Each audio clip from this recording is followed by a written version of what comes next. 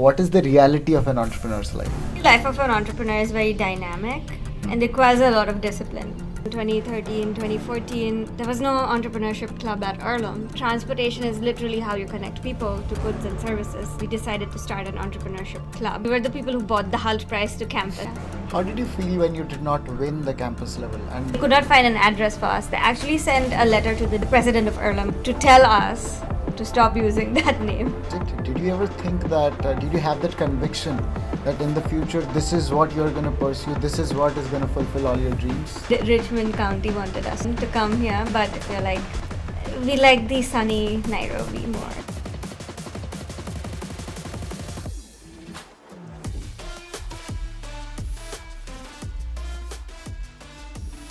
If you want to participate in the Hult Prize competition, one thing they test you on is about the kind of team you have.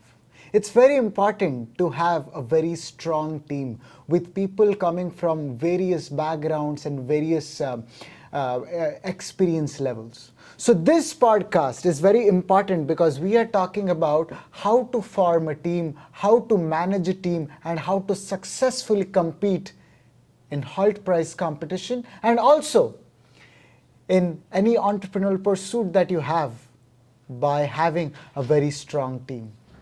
So, lights, camera, business. In this podcast, we have talked with people with expertise in leadership, marketing, but we have talked about theories that we can use to be successful as an entrepreneur. But do these theories work? Do you think Hult Prize is a way to fulfill your entrepreneurship dream? Well, to answer that question, we have someone with us who were the winner of 2016 Hult Prize competition. They won $1 million. They are an Earlham alum, and it's my proud privilege to have with me Ms. Sonia Kabra.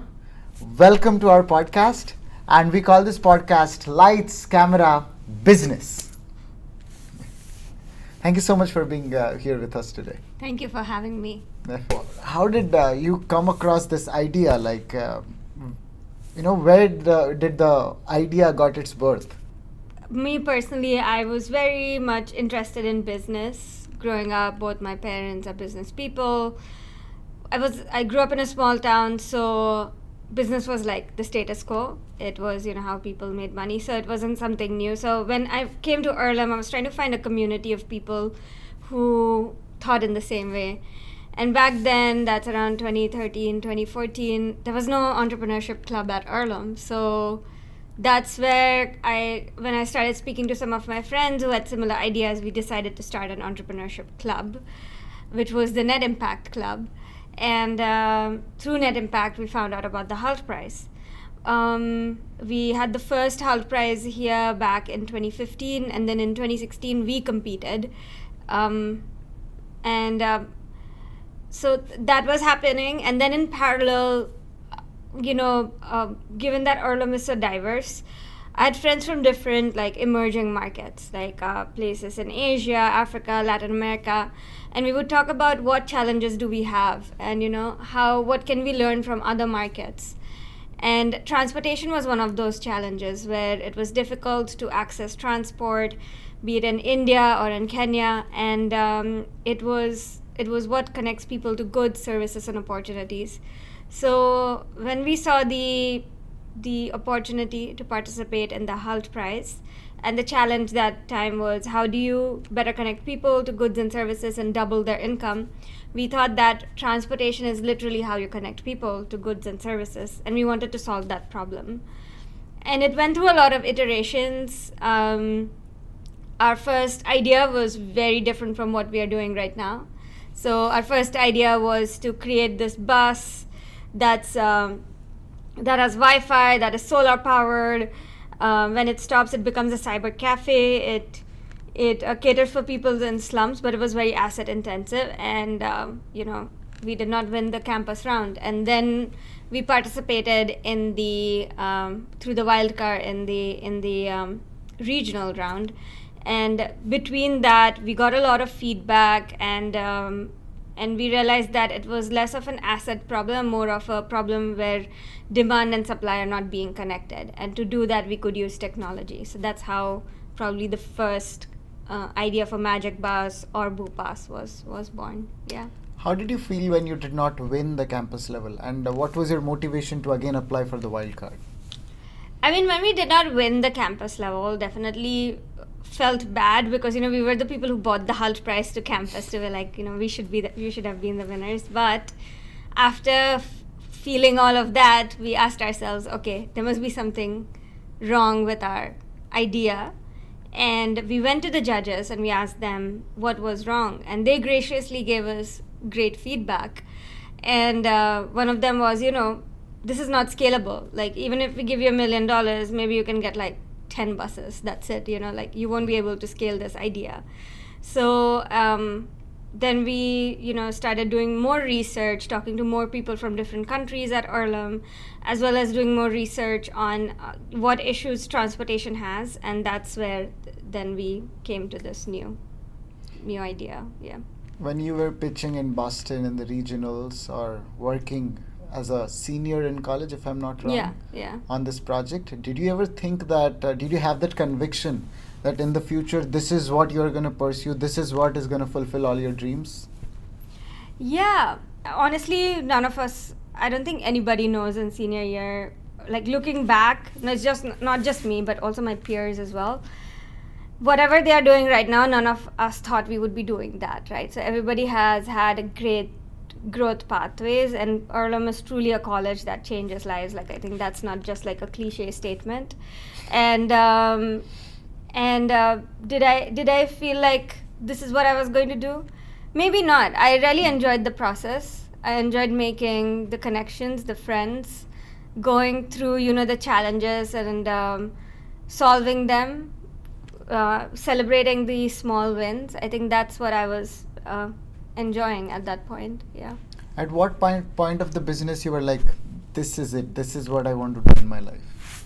Honestly, I would say, given that you learned so much about critical thinking at Earlham, yes, you need to have that faith in your business and be like, this is it, this is what I'm going to do. But I'm also somebody who tries to, question as well and think about what can we do better. Mm-hmm. But right now, just reflecting back and being back on campus and the journey I have had, I'm very grateful that I got this opportunity with the Hult Prize, and I was able to meet a co-founder on campus. And right now, the way my life is unfolding, the kind of independence I have being an entrepreneur, the kind of impact I'm able to create, and the kind of even commercial success we have had as well.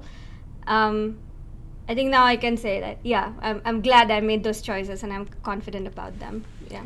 How did you meet your co-founder, Wycliffe?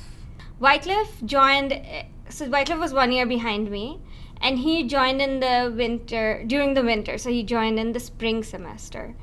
And I was one of those international students who was back on campus during winter, and I think that was the year when the polar vortex was happening. So this was the time where we had temperatures of almost negative 35 degrees Celsius, and here in India now. And we were just like maybe 15, 16 international students. It was crazy times. And now we hear that now there's this, student from Kenya who's coming. So we gather like these blankets and things for him. And he got a basement room in Bundy. Oh. So I was really feeling bad for him. And that's how I met him. I was like, hey, welcome to Earlham. It's not as cold and, morbid as you're seeing it right now. So that was like our first encounter. And because both of us went to a similar high school called UWC, so I went to the one in Hong Kong and he went to the one in Singapore, we had those common connections too as well. Yeah. Right. Then, then you went to Boston to pitch this business. Yes. So in 2015, we went to Boston to pitch the business for the regionals. Yeah. Yeah. And you were one of the teams who got to the accelerator round. Yes. Right. Yes. So we won the Boston regionals and then we got into the accelerator. Yeah. How was the feeling when you had the first win on this project? It was great, to be honest, because in Boston, we were competing against Harvard Business School, MIT, all these like amazing East Coast schools.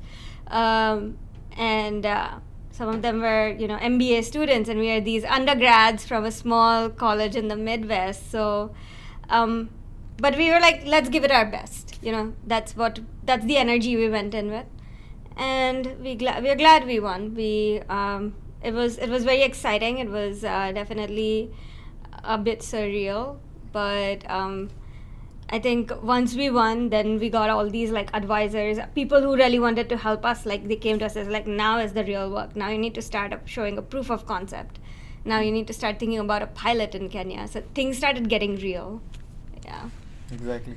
I hear that you were a senior when you won the regionals. Yes, right? yes, yes. And Wycliffe was one semester younger to you. Yeah, one semester behind. He was a junior. He was a junior, Yeah, so yeah. almost a year behind. Yeah. So I feel like stakes were kind of high for you because you were very close to graduation and you had to figure out what you want to do after that. Yeah. So what was your team compact like? Did you guys decide, okay, so like Sonia will be the one who will go to Kenya and try to make all the connections? How was that decision like? Yeah, given that Wycliffe is from Kenya, definitely we used his networks to get started. And then we also used some just like internet research to get connected to people as well. Back then we were 4 people, so what we did was we switched. So 2 people were at the accelerator, 2 people went to Kenya, and then we switched. So that we would get the best of both the accelerator and Boston, which is giving us like great exposure, storytelling, pitching, connections, but then also be on the ground and be close to the users as well. Like as a fellow Indian, when I was coming to the US, I had I still have this plan that I want to stay in the US. Yeah. And you decided to start your business in Kenya. Yeah. So what were you thinking when you heard that you have to relocate? Yeah. Definitely I got my OPT card, right? And I think you can understand what my parents were also thinking, even though both of them have their own businesses too. But I mean, I was going through the process of applying for jobs. I'd gotten a few offers. I think being in Boston, given that I studied biochemistry, I even interviewed at a few labs there as well. Boston is known for their biotech ecosystem too. But if I was like, if I'm being real, this is what was giving me joy, not the idea of, going to a job. So I was like, let me just take a leap of faith and do it. Relocating to Kenya, when I first went to Nairobi for the pilot, when I first landed there, it felt very familiar. It felt like Mumbai, maybe like 5 or 8 years behind Mumbai, probably like that. So it felt very familiar. The challenges were familiar. Probably both India and Kenya were like British colonies and things like that. So, and I'm a believer of like, I always knew, I don't know why, but like I always knew that a lot of the growth is going to come from emerging markets. So even though, places like Europe, US, there's a lot of development, the opportunity lies in places where there's potential of growth and potential of leapfrogging as well. So yeah, went to Kenya, went there for the pilot, loved the people, loved the vibe. Yeah, and then been there for the past 7 years now. What was the role of your parents in your entrepreneurship journey? Like you said, both of your parents are into business. Do you think that had some influence in your career decision making? I would say yes. Both that and also, when you are in a smaller town, SMEs and businesses are what most people do, I guess. Like it was much more common to meet somebody who owned a business than, went for a job, because there are not many jobs available. So I think that was one. And number 2, we would always talk about like, how can we make a service better? How can we solve a problem? So that was always the conversation at home as well. So I think that definitely played a role. And they always encouraged me to like take risks. So I think I'm very grateful for that too. Yeah. What was your major when you were in Earlham? Biochemistry. Boom. Biochemistry, not business. So Initially, when you started biochemistry, what were your ambitions? Did you want to become a doctor, a researcher? What was your plan? So, I mean, I came in with an open mind at Earlham. So I took classes in like biology, chemistry, economics, business. Definitely had a knack for biochemistry. That's why I stuck around. And I still was like trying to figure out what I wanted to do. I mean, definitely pathway. If you do biochemistry, you automatically finish all the pre-med requirements. So that was one of the options. There was an option to do a PhD, option to pursue research, maybe for a bit, and then see what to do. But and the great thing about Earlham is you get a lot of opportunities to try things out. So, after my first year, I actually was able to join a research lab. Even in the end, after 3 years, we published a paper. So I was able to do that, work at a hospital. But again, things that gave me joy were things like, doing the first TEDx at Earlham, or like starting the entrepreneurship club, starting SASA. So I was leaning more towards that. And in my senior year, I took this class called Writing Your Major for the Public. And through that class, we were supposed to meet some Earlham alumni. And I met an Earlham alumna who was a biochemistry major, did her PhD, but then through her PhD lab had a spin-off company in cancer research, like in creating like targeted cancer drugs. So that was very inspiring, and that became a field. So I knew that maybe my pathway would have been to be in the biotech field and start a business there. But then, life has a way of surprising you as well. So, yeah, completely leaned into the Magic Bus Hult Prize opportunity, and here we are. You mentioned Entrepreneurship Club, TEDx, and SASA. I have been a part of all the three. So the last time TEDx happened in Earlham College, I was one of the speakers as a freshman, second semester. I don't know what I spoke, but yeah, I did. SASA I'm still a part of, and Entrepreneurship Club I'm leading this year. Nice. So, did you ever feel like if you'd have chosen, stuck to your biochem career, you would have done something better, or you're missing out on something? I mean, you would never know, right? So, I feel like I think right now I have this confidence in myself that whatever path I would have chosen, I would have done well. I'm somebody who likes to do things well, so probably that. But I think everything would have led me towards starting something. So even if I would have been in, biotech maybe, or like biochemistry, I would have eventually leaned towards going towards the business side of things, or starting something of my own. Yeah. Till now, whatever I have heard from you, your life actually looks like the smoothest road. Like no humps, no bumps, just go straight. It's very smooth. So I would like to know the reality. What has been the biggest failure of your life till now? Biggest failure? I mean, in business, you confront failure and bad news almost every day, right? So, but as entrepreneurs, you become good storytellers. So you always show the nice part of things because you want people to join you or invest in you. Biggest failure. The thing is, with each failure, we've learned so much. I would never kind of say it's a big failure, but maybe not being able to set boundaries and stand up for myself and my team when we had like a very bad hire. This was early in the days. And that went on for a long time where it created like toxic environment. Some people left. We even had some employees crying, and I still feel like I should have acted faster. So, right. Yeah. Was there a point in your business while you were making this business, a point when you felt like, I guess I should give up? Well, I'm asking these questions because I have personally participated in Hult Prize since last 2 years. and the business I presented this year, I'm trying to pursue that. And these are the questions, these are the feelings that I have sometimes. So I'm asking, like, is it normal, or I am abnormal? It's very normal. Okay. And 80% of startups fail in their first 3 or 4 years. So it's very normal. Even for us, a lot of companies fail after seed round, after Series A, which we are going to get as well. So I think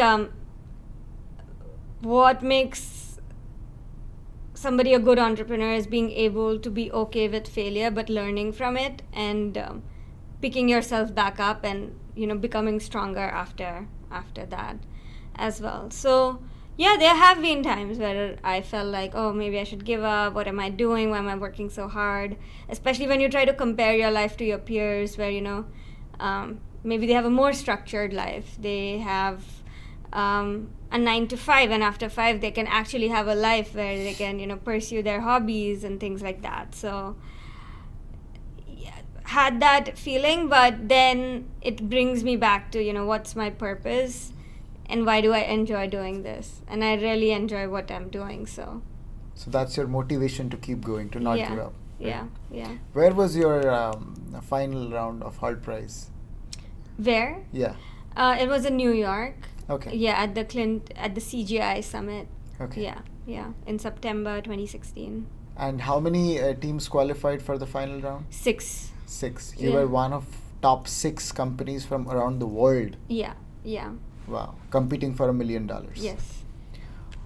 How were you feeling right after you had the presentation over there? Were you confident? Were like, hey, we just aced it. It's definitely going to be us. Honestly, we had plan A, plan B, plan C, because we knew that we wanted to pursue it even if we did not get the Hult Prize as well. So we were like, because it was a summit, right? So we identified different investors and people we wanted to talk to. We had other conversations ongoing. Some of the judges were based in Kenya, so we had already set up meetings with them as well. So I knew something would work out, or like at least we would have tried. After the presentation, yes, we felt like we gave it our best.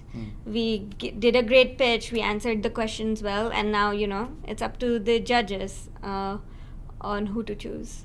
Yeah. Wow. And then how was the feeling when they announced your name? For the first, I think, 20 seconds, we were just like looking at each other, like, did they actually did President Clinton just say magic bus? And then then we started walking to the stage, and it was very surreal. Yeah. Right. I'm just trying to imagine how that feeling would be, how getting announced as, hey, you just won $1 million. Yeah. Like you said about having plan A, plan B, plan C, that's something very important for entrepreneurs, especially students or teams that are participating in Hult Prize, because the first time I did, I was like, if not Hult Prize, then probably I'm not pursuing it. Mm-hmm. And that's why I did not pursue it. And having a plan A, plan B, plan C shows that we have a lot of dedication to pursue the idea or make the impact that we are talking about. So what was the impact that you were trying to make in Kenya through your business venture? Going back to making opportunities more accessible, and so that was kind of the underlying theme, and transportation being that mode of doing it. So there was the impact to both the people who used the transport means and the ones who worked within that industry too. So we were trying to use technology as a way to increase income for both these stakeholders. And also there was the innovative stuff that we wanted to do with all that data we collect.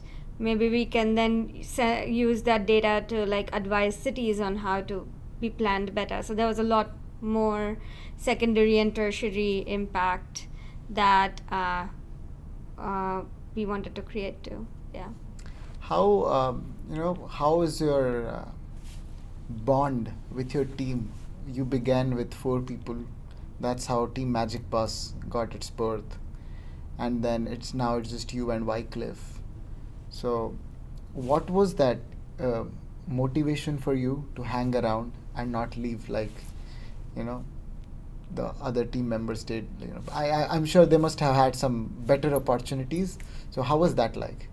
Yeah, so without getting into too much detail, yeah. there's another podcast where I do get into detail. Okay. I'll share it. It's called the Africa podcast. Okay.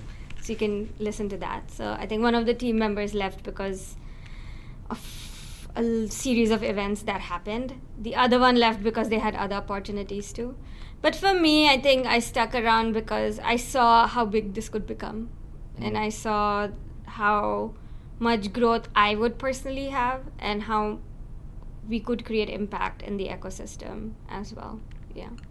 Would you call yourself a successful entrepreneur now? I think it's very relative, right? What's a successful entrepreneur? What's your definition of a successful entrepreneur? I think somebody who's been like a serial entrepreneur and also helped other people in the ecosystem too. Do you ever plan on expanding to the US or?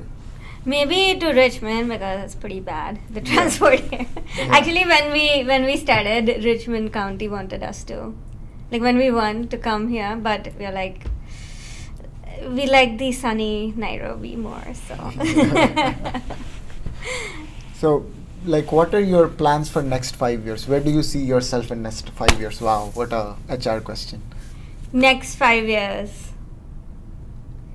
Definitely, I think see BuuPass being this multi-country, pan-African company that is moving people and goods.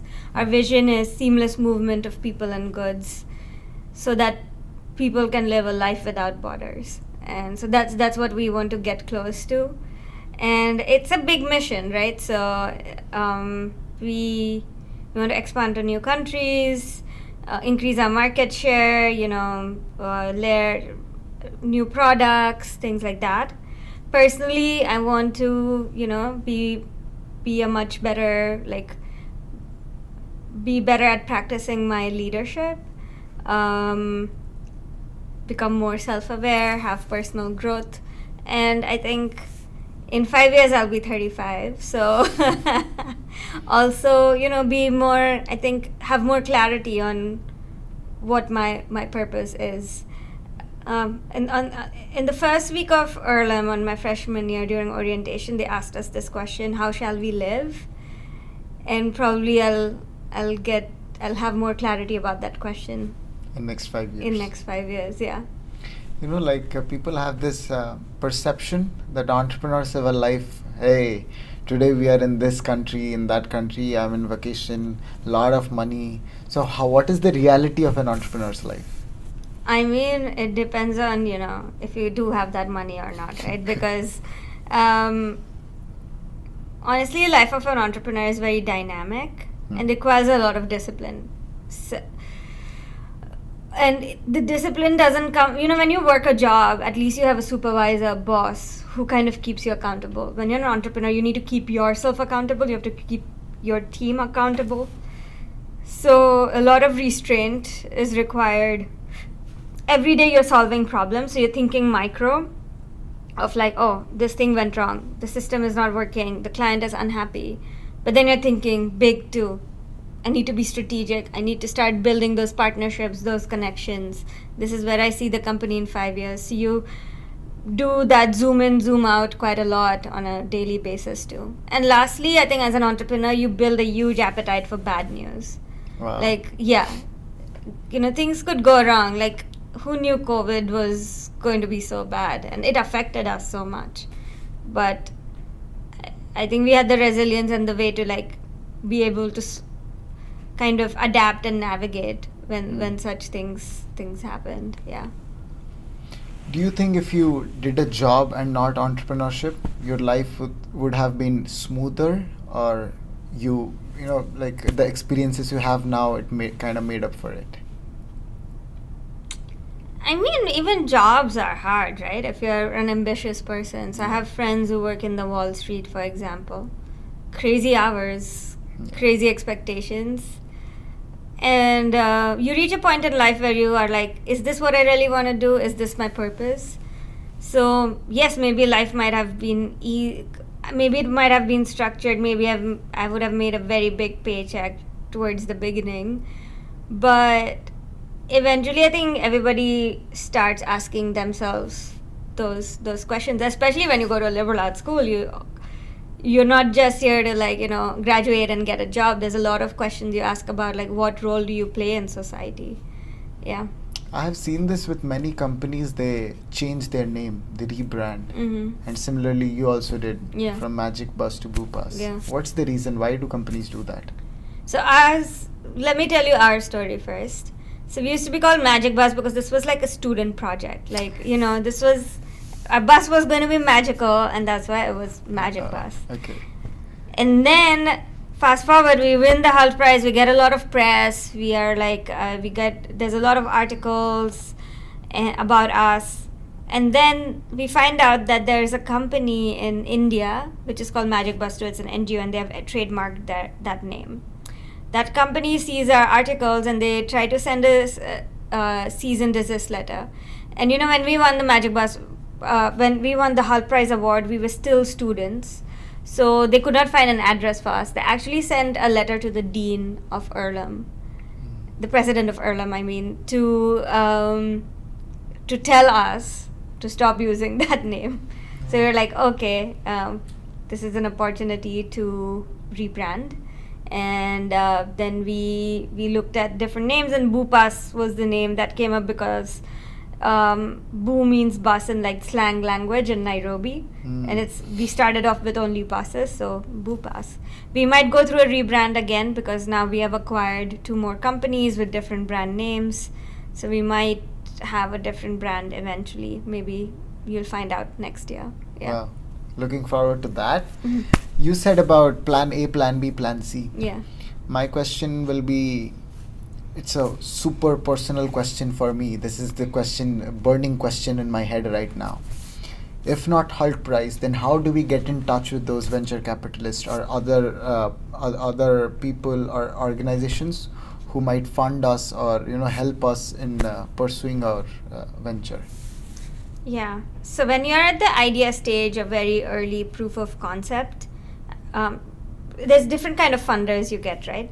The first funders you have, and even for BuuPass, actually, even before the Hult Prize, we had friends and family who funded us. Actually, friends and professors, let me say that, at Earlham. Some great people who, supported us as well, to help us travel to Kenya, for example, and things like that. So the first round of funding is usually called Friends, Family, and Fools. So you need to, maybe ask your network, maybe your family, maybe other Earlham alumni, and if they could put in a check for you to get from here to like the next milestone you want. And each round of funding that you get, you need to kind of validate your idea. So maybe the first money you need is to build a product and try to test it with users. Now that you have proven that, maybe the next one is to like monetize it further and start making revenue, and so on and so forth. For the second one, then you start going to maybe more early stage early stage VCs or funds as well, and then eventually much bigger funds too, and each one, so it's like seed, Series A, Series B, etc.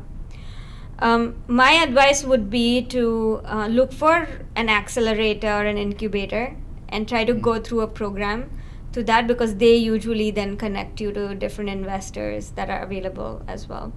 If also look at different startup ecosystems as well and see maybe if relocating there, and like for example Austin has a lot of funding available for entrepreneurs too.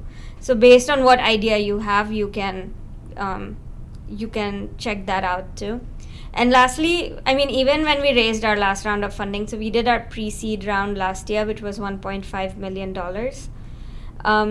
We almost sent like 800 emails and maybe got 15-20 responses, and through that we were able to close that $1.5 million round. So it's a lot of like it's like a sales process. You need to reach out, tell them about this, get feedback, iterate.